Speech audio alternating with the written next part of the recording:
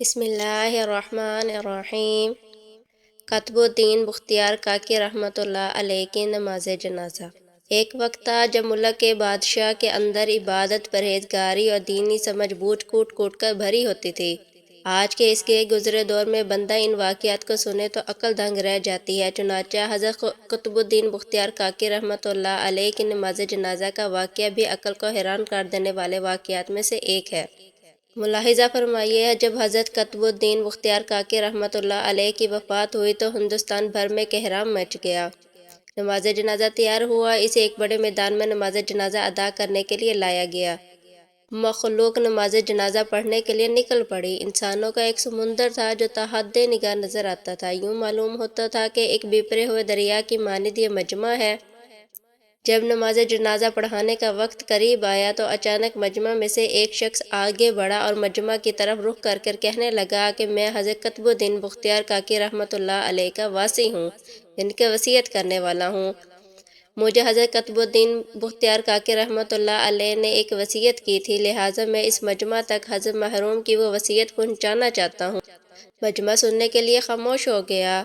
وصیت کیا تھی، سنیے۔ وصی نے کہا کہ حضرت خواجہ قطب الدین بختیار کاکی رحمۃ اللہ علیہ نے مجھے یہ وصیت کی تھی کہ میرا نماز جنازہ وہ شخص پڑھائے جس کے اندر یہ 4 خوبیاں موجود ہوں۔ پہلی خوبی، پوری زندگی میں اس کی تکبیر اولیٰ کبھی بھی قضا نہ ہوئی ہو۔ دوسری خوبی، اس کی تہجد کی نماز کبھی بھی قضا نہ ہوئی ہو۔ تیسری خوبی، وہ اتنا عبادت گزار ہو کہ حتیٰ کہ اس نے عصر کی سنتیں بھی کبھی نہ چھوڑی ہوں۔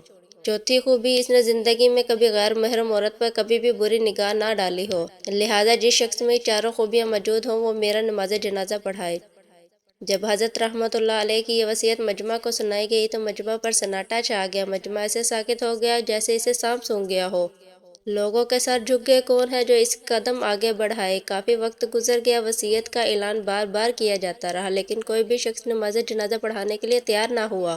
لوگ آپس میں باتیں کرنے لگے کہ حضرت رحمۃ اللہ علیہ کی ان شرائط کے ساتھ کوئی بھی حضرت رحمۃ اللہ علیہ کا جنازہ نہیں پڑھا سکے گا۔ دن اپنے اختتام کی طرف بڑھنے لگا تو ایک شخص روتا ہوا آگے بڑھا، حضرت قطب الدین بختیار کاکی رحمۃ اللہ علیہ کے جنازے کے قریب آیا، جنازے سے چادر ہٹائی اور کہا، حضرت آپ خود تو فوت ہو گئے لیکن میرا راز افشا کر گئے۔